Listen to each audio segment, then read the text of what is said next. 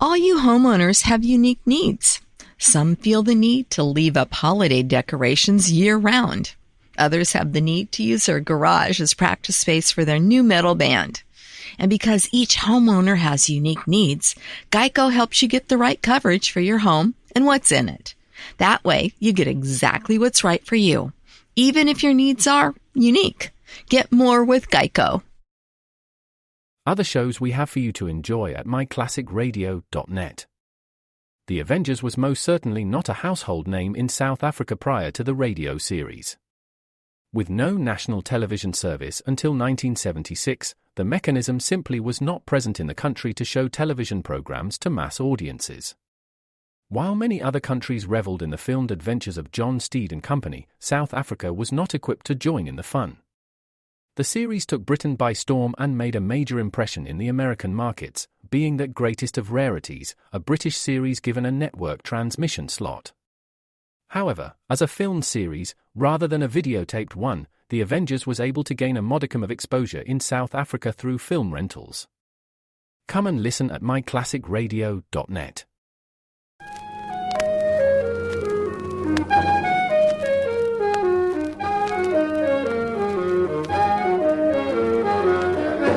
Carter Brown, Mysteries. Adventures in excitement and suspense, based on the best-selling novels by the slick storytelling sensation, Carter Brown.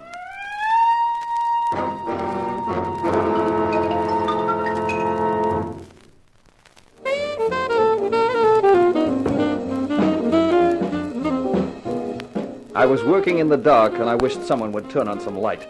With the firm of Williams and Eaton deprived of the services of Hank Williams by sudden death, it left me, Mrs. Eaton's little boy Johnny, carrying the ball. The only drawback was that I didn't know what the ball was supposed to look like or where I was supposed to boot it. Well, what did you do with this Babyface Brill after you knocked him out? Hal Waltham, the Blues Club manager, came over, and I gave Babyface to him. What does it all mean, Johnny? Helen, I wish I knew. It certainly looks like it's all tied in with Hank's murder. That is for sure. Your brother had something or knew something. Why the heck the dumb ox always insisted on playing his cards close to his chest, I'll never know. If only he'd left a note, some hint. Even if he had, you'd still never have found it. That Laven man would have got it first. Yeah, I guess so. How's the apartment, Helen? Oh, it's all right, Johnny. I'm afraid I can't take much interest in anything till Hank's killer is... Yeah, I know, honey. I know. Now, who's that, I wonder? I can tell you. It's a man named Stokes. He called up this morning and wanted to see you. I told him you'd be in the office about this time. Okay, Helen. Let him in. Huh? All right, Johnny. Mr. Eaton? Oh, yes, sir. He's in the small office there. Won't you go in? Thank you. Good morning, Mr. Eaton. My name is Stokes. Good morning. Shut the office door. We'll be nice and private. You wanted to see me? What can I do for you, Mr. Stokes? I read about your partner's death. A terrible business. His sister and I agree with you. I have his murder on my conscience, Mr. Eaton. You see, I am the man responsible. You mean you? Oh, no. I don't mean I'm the man who pulled the trigger, though I might just as well have done so. I'm the man who hired your partner for the investigation that led to his death. The client? Hank's client? Yes. I hired Mr. Williams to investigate the Blues Club and give me proof of the bribery and corruption which came from it. Can I ask why, Mr. Stokes? I'm a rich man, Mr. Eaton. I had a daughter. She went to the Blues Club a few times. I suppose she thought it was exciting that they knew her, knew where she came from, knew that there was money behind her. Go on, Mr. Stokes. You know the story, Mr. Eaton. It's an old story. Not even a very exciting story, except to the people directly concerned. She spent her allowance, she sold her jewelry, her clothes, she stole things from the house. And then finally she couldn't stand it any longer. I'm sorry. I can understand how you feel. I think perhaps you can, Mr. Eaton. I know how your partner felt about you, and I imagine you felt the same way about him. I wanted him to get me proof of the Blues Club's activities, and proof that it was allowed to exist by a number of people holding positions of public trust. And I think he had it. Yeah, I've got reason to think that, too. The morning of the day he was killed, he called me. Said he had something really big, and that he was sending you an urgent wire to come back and help him with it. The next thing I knew was the notice of his death in the papers. You're going to ask me if I have that proof, Mr. Stokes. I haven't. But I know the people concerned haven't got it either. He hid it somewhere, and we don't know just where. But it must turn up sooner or later. I can only pray that it does, Mr. Eaton. I came here this morning to ask you to take over where Mr. Williams left off. Well, I'm doing that in any case. Of course. But I should like you to consider this check as bringing the retainer up to date. $2,000. That's a lot of hay. I told you. My feed bag is well filled. Here's my card. You can reach me at that phone number or address. Right, Mr. Stokes. I'll keep you informed. You may believe me, Mr. Eaton, when I say that once I get my hands on whatever Williams unearthed, I shall know the best quarters in which to make use of it. Good morning, Mr. Eaton, and good luck. Goodbye, young lady. Goodbye, sir. Well, who was he, Johnny? He was your brother's client. Johnny? Then you know what it's all about? I've got an idea, and tonight I'm going to make sure. Tonight, I'm paying the Blues Club another visit.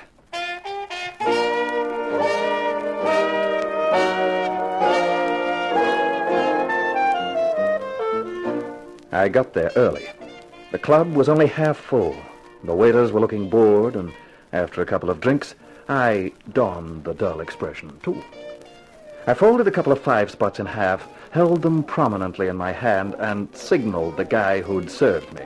Same again, sir? No, this is a bit slow. I'd like to go upstairs. Upstairs, sir? Don't kid me. A pal of mine told me all about this joint. I want some fun. How about it? I'll inquire, sir. If you'll just wait. I waited, with my fingers crossed and my eye on the entrance in case the hefty hunk that was Tiny Laban showed up. Then the waiter was back. If you'll follow me, sir. Sure.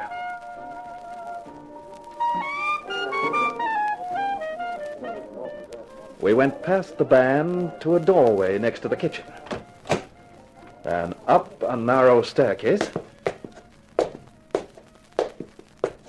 to an iron door at the top. The waiter rapped on the door.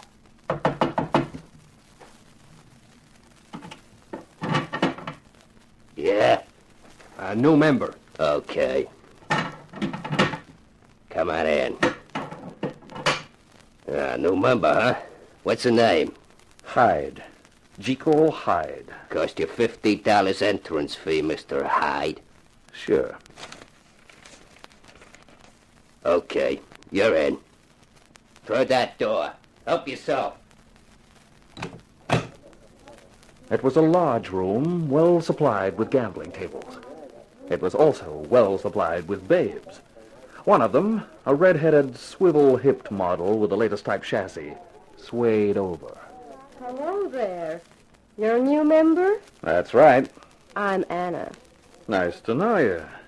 I go for a girl with your manner, Anna. Would you like to play? That's what I came for. What can you offer? There's roulette, baccarat, sherry, or dice. Dice is strictly for the proletarians. I think I'll have a whirl at the wheel.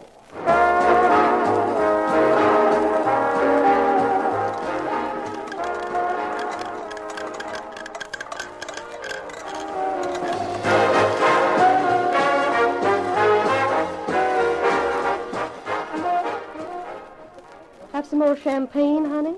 No. Like the man in the song, I get no kick from champagne.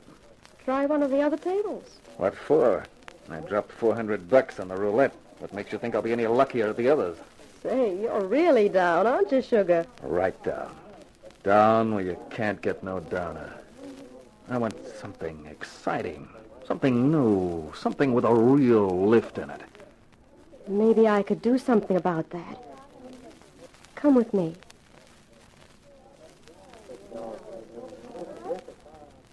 In here.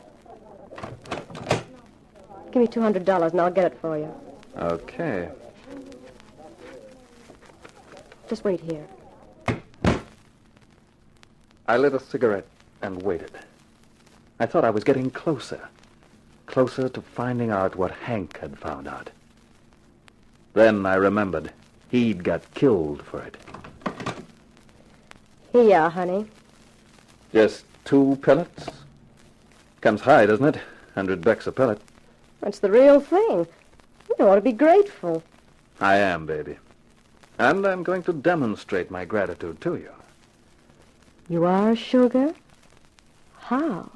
Like this. Oh! Sorry, Anna, but it's time I was going. And I wouldn't want you to stop me.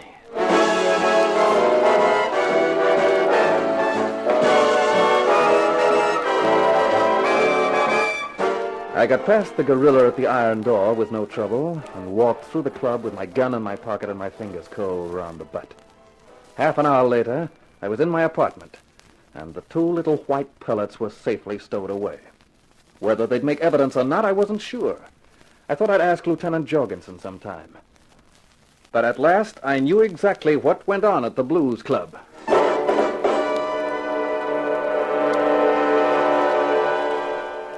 Good morning, Johnny.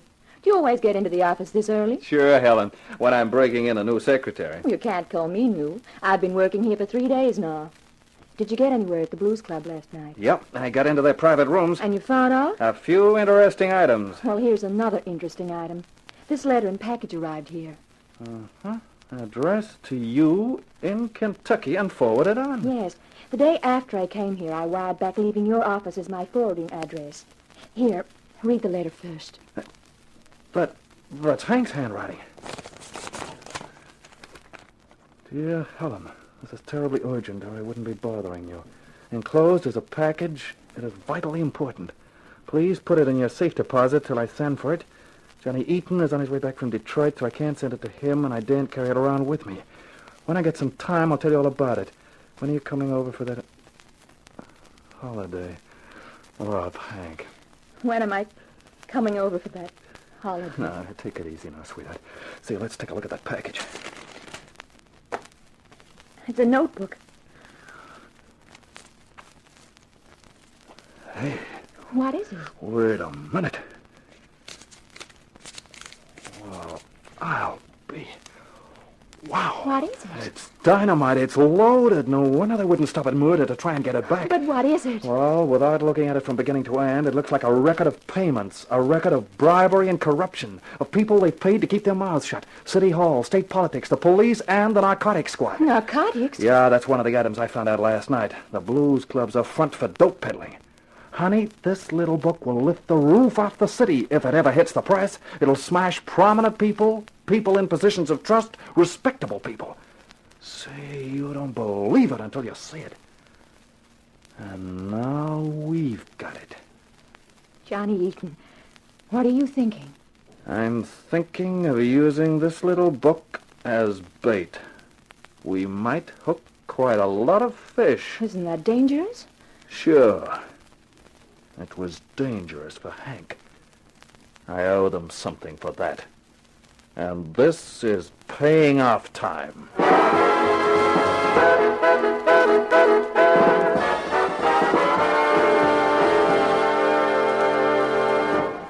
Other shows we have for you to enjoy at myclassicradio.net. The Black Museum was a 1951 radio crime drama program independently produced by Harry Alan Towers and based on real-life cases from the files of Scotland Yard's Black Museum. Ira Marion was the scriptwriter, and music for the series was composed and conducted by Sidney Torch. Although often mistakenly cited as being produced for the BBC, the series was produced and syndicated commercially by Towers throughout the English-speaking world. Come and listen at myclassicradio.net.